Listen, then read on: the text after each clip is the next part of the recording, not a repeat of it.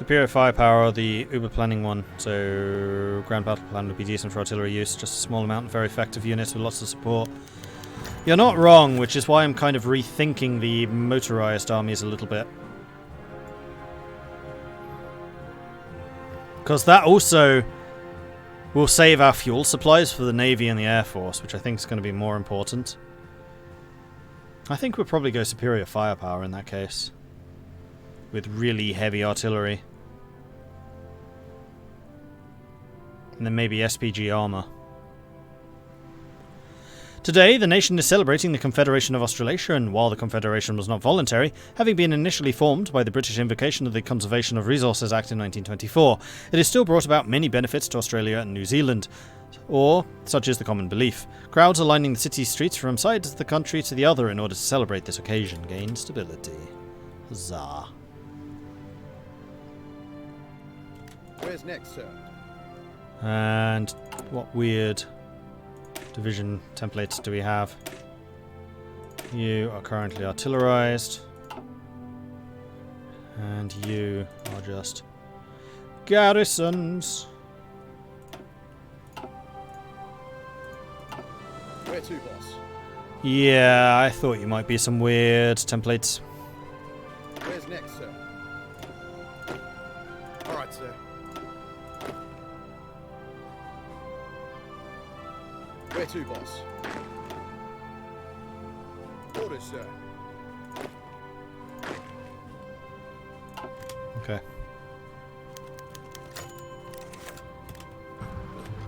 Remember to build up New Zealand movie industry. It's going to ramp up around the turn of the century. I mean, that's still a ways in the future. Wish you hadn't missed the CK2. You didn't. I just didn't feel like playing it, so we did this instead. Victorian bushfires. The state of Victoria has been hit by heavy bushfires in the northeast and the southwest. Because of intense heat and drought over the last few years, much of rural Victoria has dried up, leaving plenty of fuel for the flames. The fires at this point are so incredibly intense that the ash and smoke can be seen from New Zealand. Firefighters, with the aid of the state government, are currently trying to combat the disaster, with the flames already threatening several major cities and causing considerable panic. Mordred the Rings. Need to play Game Dev Tycoon again. Mad Game Tycoon, whatever it was called. Totalist Charter, Mussolini, Valois, Beria, and other interested parties have arrived in Birmingham and called themselves Total. The passing of King George V. The ousted King of Britain, George V, has finally succumbed to the illness that had plagued him since the Revolution swept through the Home Isles. His son, Edward, has ascended the throne of the British Empire, including that of the Australasian dominions. While many in Australasia mourn, there are others who the King's death has resurrected memories of the Welsh Creek and the disaster of Gallipoli in particular, and they've taken to the streets to demand a separation of the nation from the British Crown, as well as the Entente Alliance. Lose stability against syndicalism and paternal autocracy. So paternal autocracy, I think, is basically establish your own monarchy. Mad Games Tycoon, that was it. Edward VIII have been crowned the King of Britain. George V, the last King of Great Britain and Ireland to have ruled the Home Isles themselves, has passed while in exile in Canada.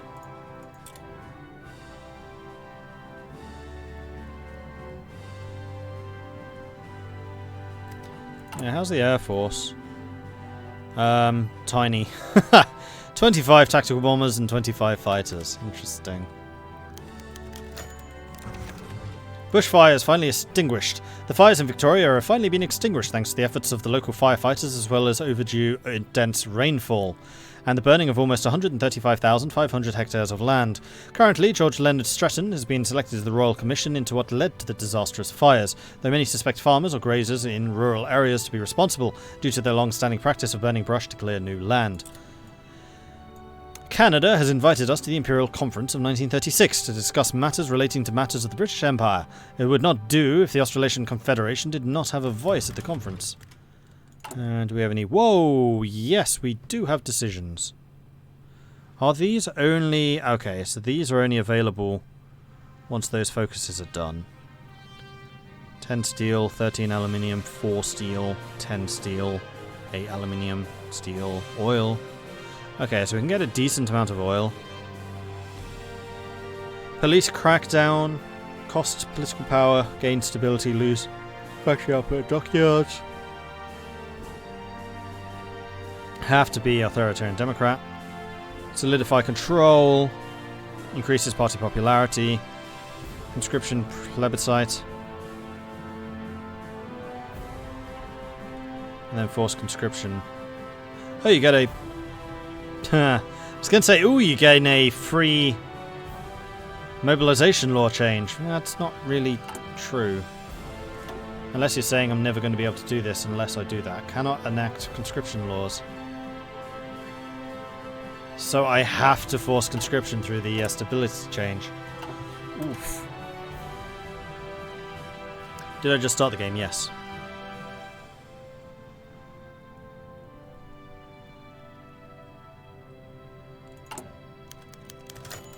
Goal of the Empire.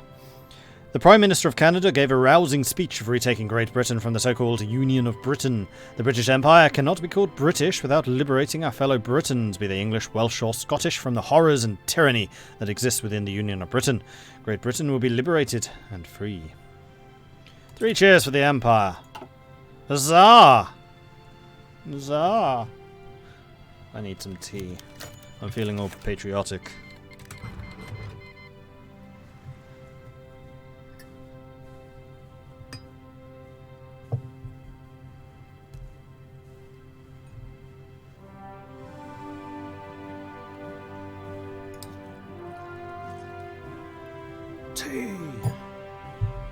Afghanistan's declared war on the Dominion of India.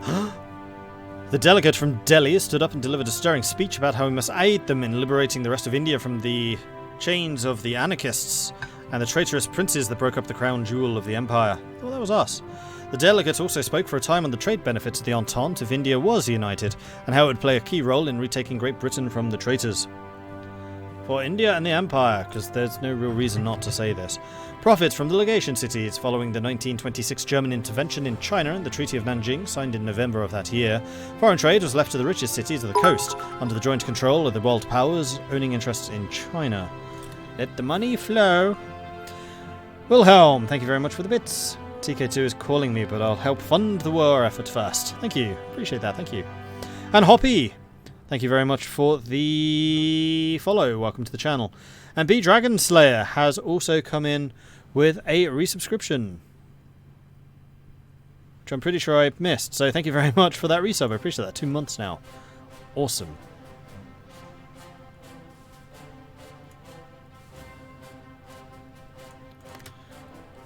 Which path am I choosing? I haven't decided yet. 5th Anglo-Afghani War.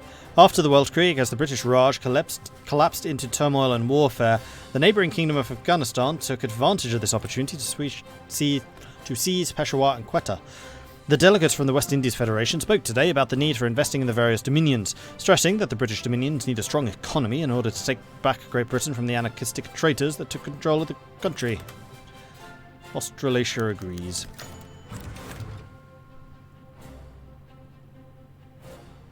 They should be on.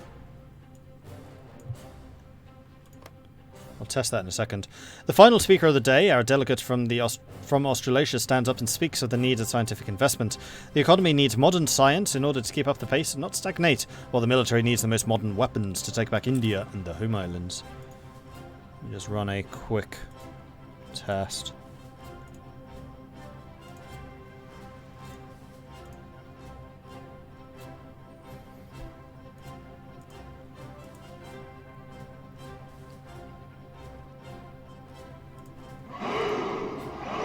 Yeah, it's working.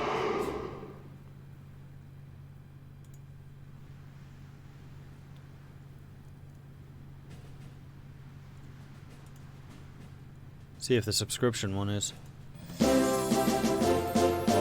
Huzzah! Yep, it's working.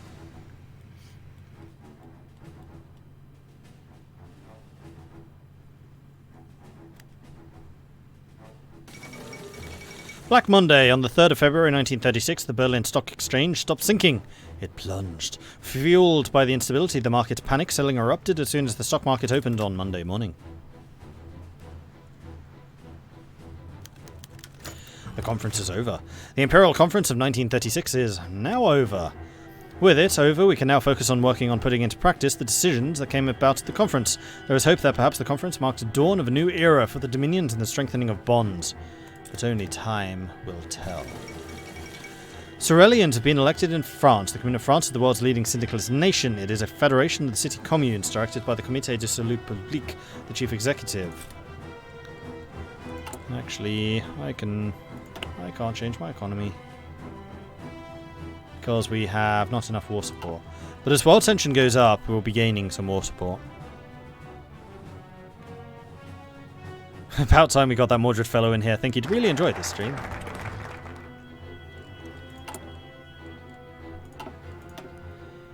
Alright, so February. So we've got one more month.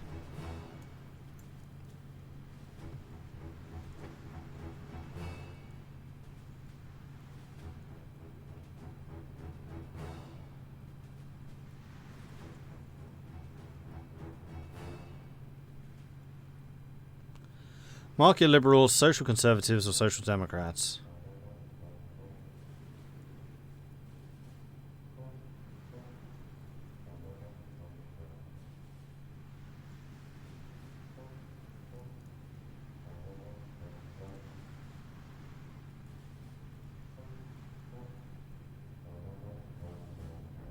Ah, there. Grants consumer goods -3 for 180 days.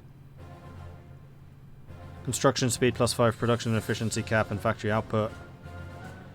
Or political power and stability.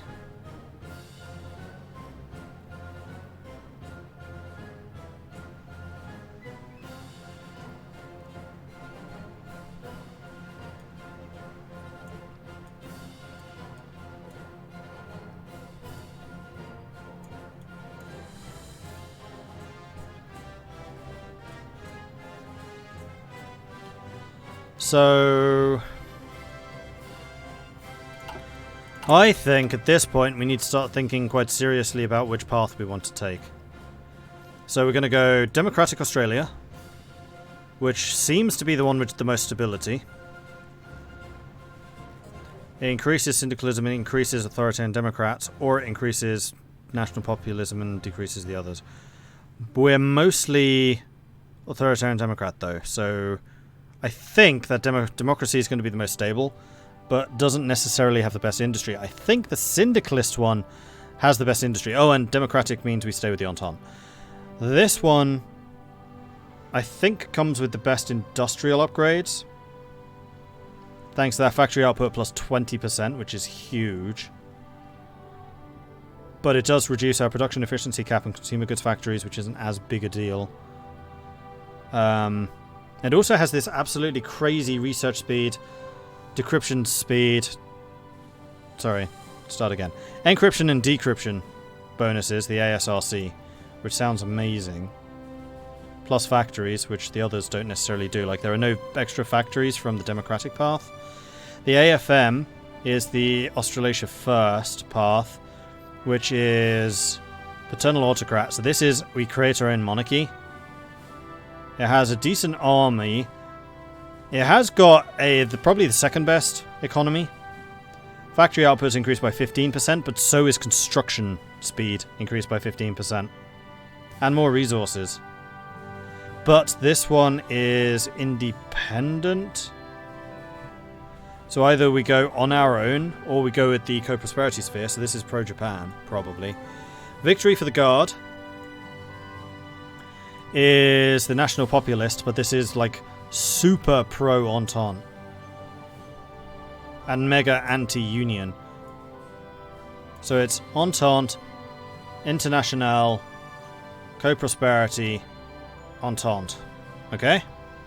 So this is going to be held as a vote.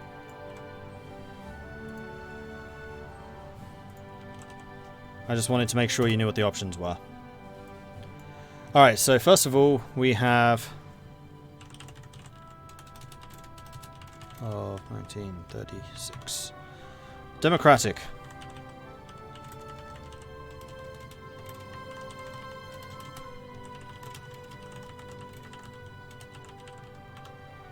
We have syndicalist.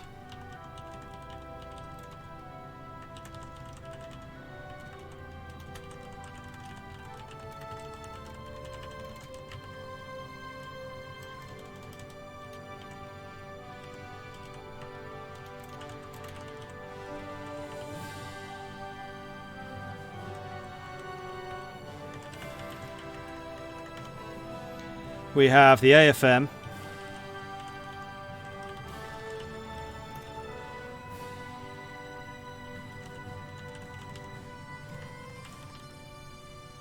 Which is construction industry.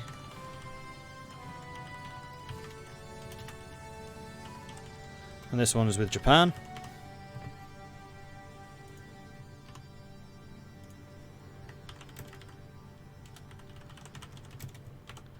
And then finally, we have the Guard.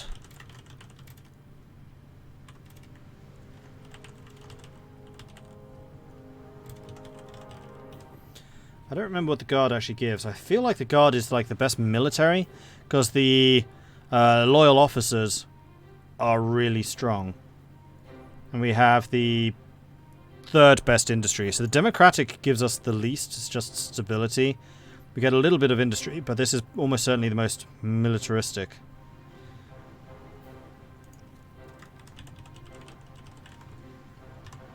So those are the 4 options. So let's throw that into chat and let me know what you think. I'll give that a minute or two to filter through.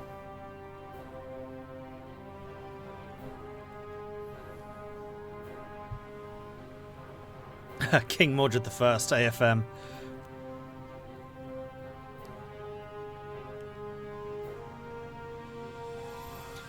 I think Syndicalists would be interesting because it would allow us an early war. And also, they are the underdogs, especially at sea. Japan could be interesting, but I'm slightly less in favour of Japan simply because China isn't amazing. Because no China update. Democratic, I'm not that into either, because it seems fairly straight down the line. So it's probably either AFM, Guard, or Cindy. Probably Guard or Cindy would be my top choices.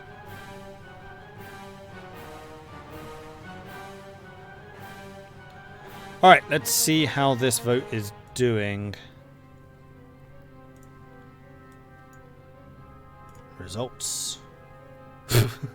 Okay, that's fairly dominant. We are absolutely, totally, and utterly not democratic. 9% of the vote has gone democratic. In a 4-way vote. So make sure you get them in. Get them in, get them in. Vote, vote, vote. Throw in that link again a few more times just to make sure that any of you who haven't done it yet do so.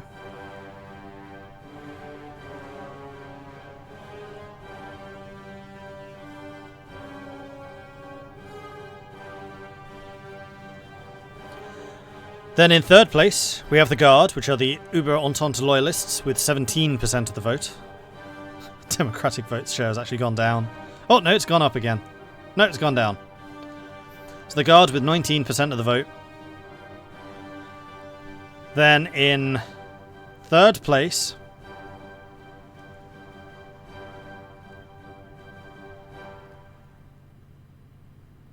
I'm pausing here for dramatism, and also just to see if we somehow get a miraculous additional 7 votes. Because the votes are still coming in. We've had 71 votes, which is one of the most popular polls we've ever had, which is pretty cool. 31% of the vote. Syndicalist. So, in first place, we have Australasia first with 41% of the vote. Clearly, they want a new monarchy. Although this does either mean we go independent, which means we can basically justify on anyone that we want to, and we create our own faction, I guess? If that's even possible. Or we go with Japan.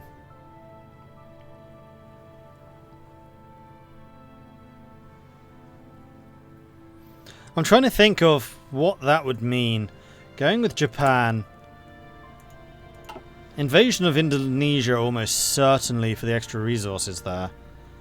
Depending on which side the Netherlands joins, that could mean war with Germany or it could mean war with the Entente. Possibly the Syndicalists. We are definitely getting dragged into a land war in Asia. because that's what Japan does. Possibly a land war in Asia against Russia, fighting over Siberia. And both of those seem horrifically manpower intensive. Although we could just be the industrial powerhouse supplying Fentiang. Possibly an invasion of Siam, possibly an invasion of India.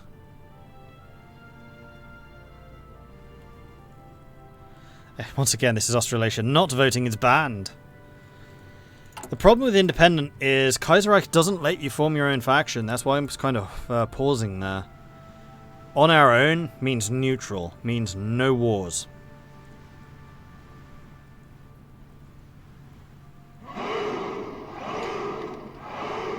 Unless we conquer stuff ourselves and then occupy, but we don't really have the manpower for this. I'll tell you now, we don't. We have a grand total of 8.6 million, which is about the same as Sweden.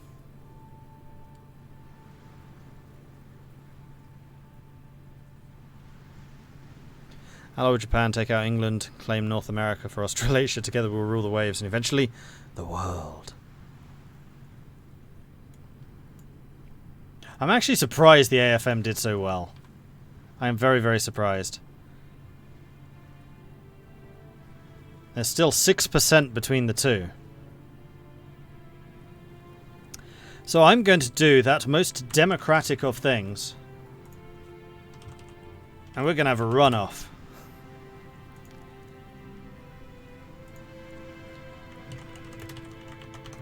So, first of all, we've got Australasia first.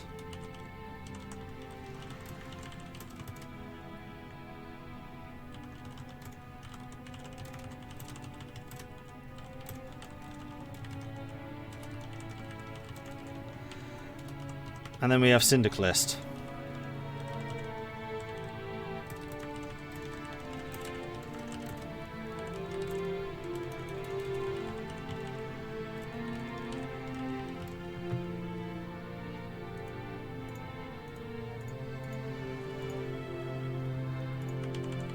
And here we go. The runoff. Make sure you vote in the runoff election. Get your final choice in. It is Australasia first or the Syndicalists. Let me know what you think.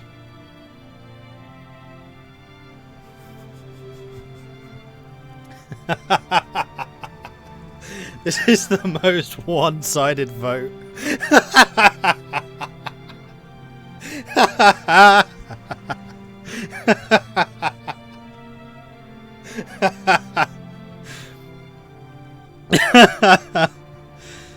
Well, they do say that polls are all about the question, and I think I just proved that.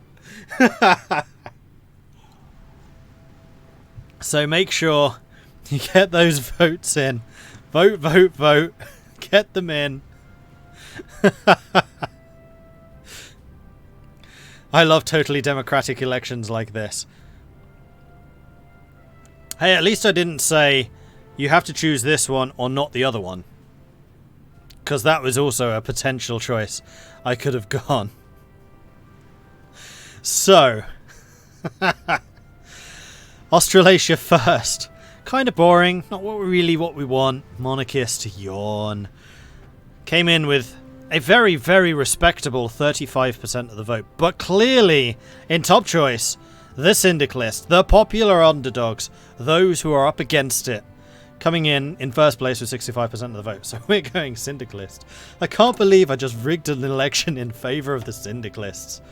What has happened to me?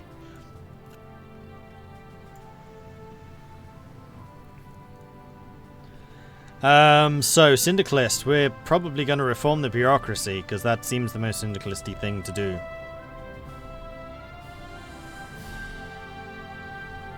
Although, shall I wait on that? How long are these? 42 days. All of them are 42 days.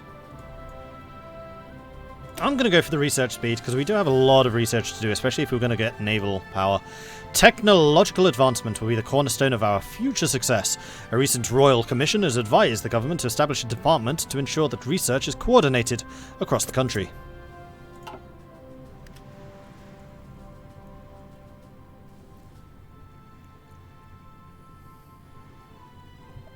35% of people are objectively wrong.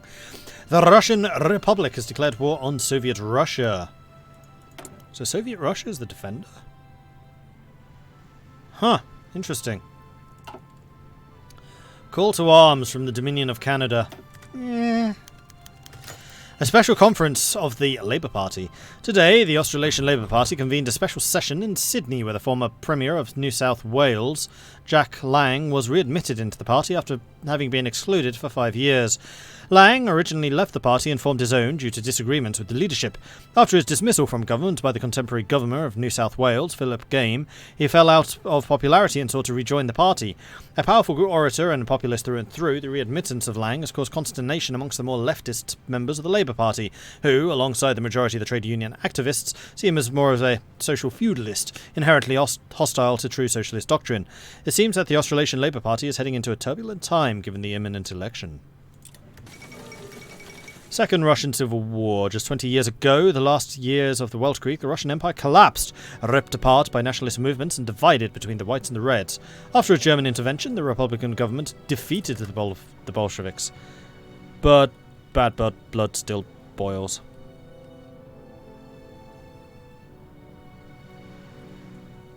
See you, fishy. French loyalists restore the monarchy after a brief French civil war. The old government of France and its supporters fled to North Africa to escape Syndicalist wrath. There, the nation eventually devolved into a military junta under the Lion of Verdun, Philippe Pétain.